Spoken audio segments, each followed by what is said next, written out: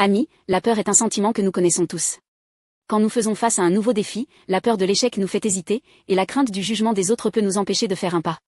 La peur nous arrête et nous pousse à douter de nos rêves et de nos objectifs. Dans la Bible, David a lui aussi ressenti cette peur.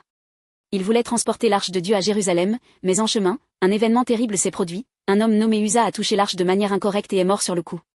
David a eu tellement peur qu'il a abandonné tous ses plans et est reparti. Cette histoire ressemble à nos vies, n'est-ce pas? Quand quelque chose d'inattendu arrive, la peur nous paralyse souvent. La peur nous rend petits.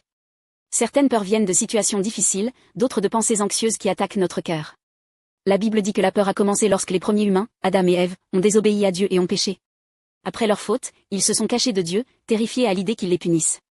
Leur cœur était rempli de peur. Nous aussi, parfois, nous avons peur à cause de nos erreurs ou de la crainte du jugement de Dieu. Mais la peur n'est pas toujours mauvaise. Le respect pour Dieu, une sorte de révérence, peut nous protéger des mauvais chemins et nous aider à vivre une vie plus pure et meilleure.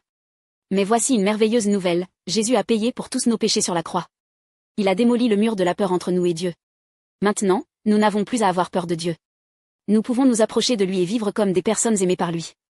Quand nous gardons cette vérité dans notre cœur, la peur ne peut plus nous contrôler. Amis, êtes-vous arrêtés par la peur en ce moment? Avez-vous peur d'échouer, de ce que les autres pensent, ou même de vous approcher de Dieu? En Jésus, nous pouvons surmonter toute peur. Si nous faisons confiance à l'amour et à la grâce de Dieu et faisons un pas en avant, la peur disparaîtra, et la foi nous guidera. David a finalement vaincu sa peur et a amené l'arche à Jérusalem. Nous pouvons faire de même. Une vie pleine de confiance en la miséricorde de Dieu et de pas assurée, ferez-vous ce premier pas aujourd'hui? Dieu vous attend avec amour.